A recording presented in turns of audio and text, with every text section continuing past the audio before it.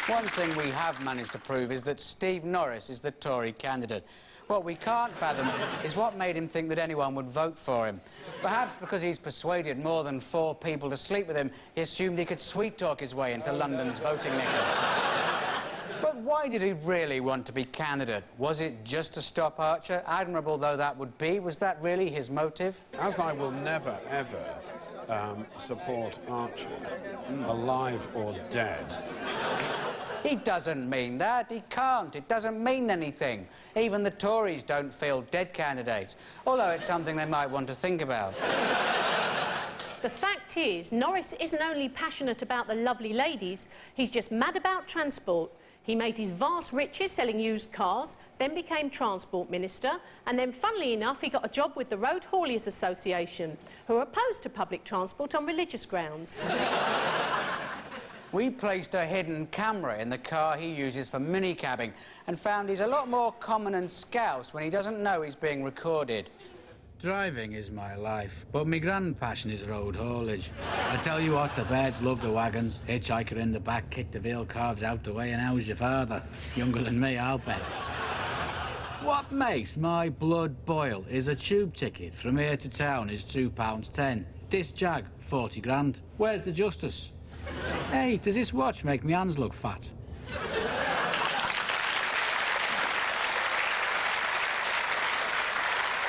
Transport has dominated this election. Here is Steve Norris displaying his expert knowledge. What you do is you actually make the track work, not just make the rolling stock work for the buses, and that doesn't take squillions of new money. Ken Livingston has offered Norris the job of Transport Supremo, and Norris thinks that buses run on tracks. Susan Kramer is also keen on transport.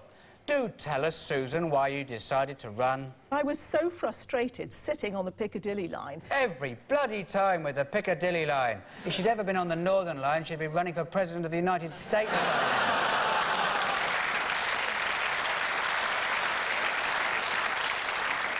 But none of this answers the question, who is Susan Kramer?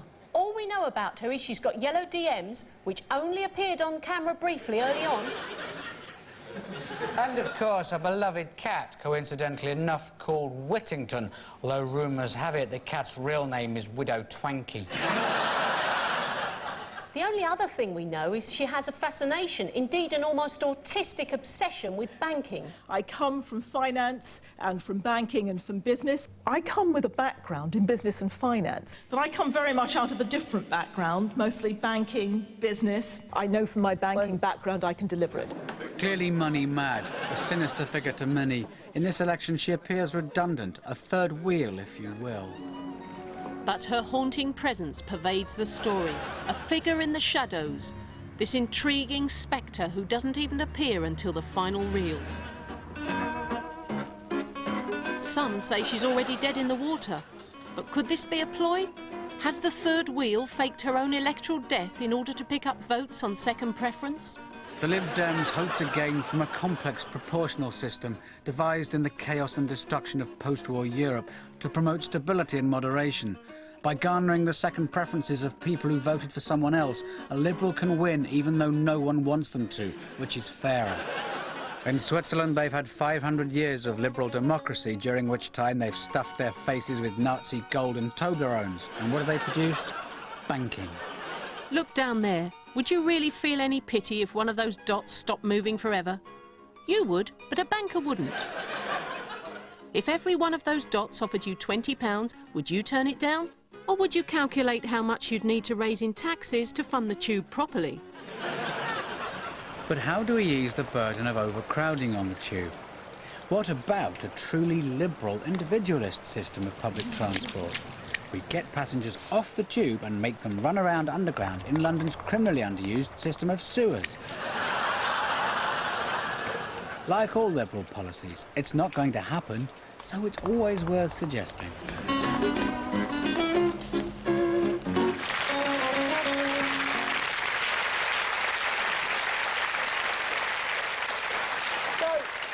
How does this second preference thing work then, Linda? Well, it's designed to adjust the votes to make it fairer towards the Liberals. Yeah? Yeah. Another intriguing voting system is the one devised for the selection of a Labour candidate. Here's Paul Boateng to explain it. Politics is about making sure that you have the right processes to arrive at a result that enables you to do a job of work. As eloquent a description of ballot rigging as you're ever likely to hear. And Dobson's team seemed determined to stop Livingston.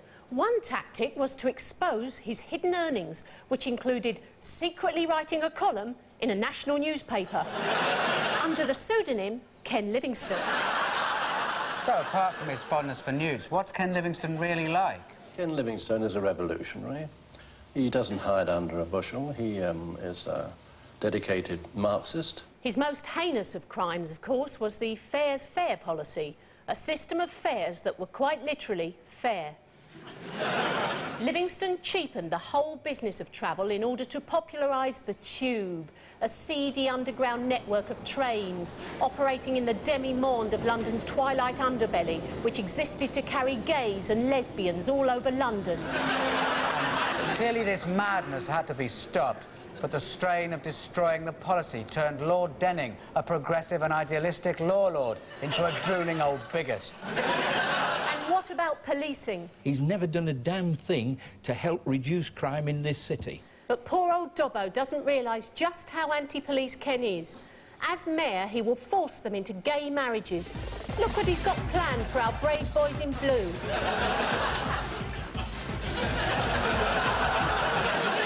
The legend of his support for the IRA is a distraction from the real truth that he is on the Army Council of Etta and secretly led the Bader-Meinhof gang alongside his old oppo, Douglas Bader-Meinhof. Clearly, Ken is a criminal mastermind, so we decided to doorstep him at his campaign HQ. Which turned out to be a secret island, which is one of those ones that looks like a volcano, but actually it's a kind of hinged island, so the top can come off, but the top comes off and a little rocket can come out there. And it's actually guarded by these half-mute amphibo people who have these machine guns painted silver, which is very effective. Yeah, it is. Apparently they still support Ken, but they do feel a bit taken for granted these days. He was so attentive to begin with. Yeah, and Ken's consort is a beautiful lady with long, floaty hair and eyes full of sadness who swims but can't talk. Anyway, we only just escaped the island after Ken, laughing like a maniac, pulled the self-destruct lever. Sadly, we got none of this on camera because the light was bad and we just didn't think we could do it justice. So you'll have to take our word for it. But the gist of it is, Ken is definitely hungry for power and perhaps a little bit vain. And he might have an army of newt amphibo people. But probably not. No. In any event, wherever you are, tonight will be a bad night for New Labour. Why? Because people are disappointed.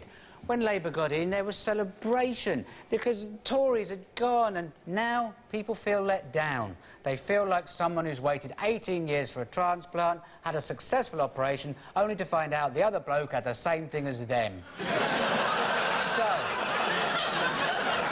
So will Ken Livingston become the champion of these people? No, I shouldn't think so. That's depressing. It is, but try and keep it in perspective, Jeremy. You know, tonight, all over the world, there are people who are homeless, stateless, poverty-stricken, facing floods or droughts, driven to the very edge of despair. But they keep their spirits up by saying, could be worse. At least I'm not Frank Dobson. Good night.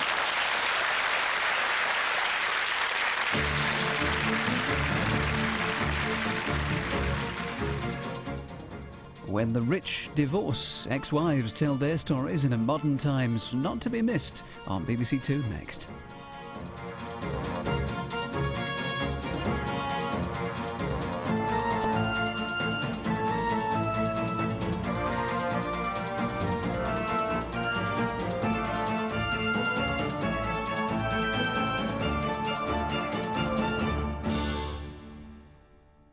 David Dimbleby leads the BBC team for Vote 2000, the London Mayor and local election special from 11 o'clock over on BBC One.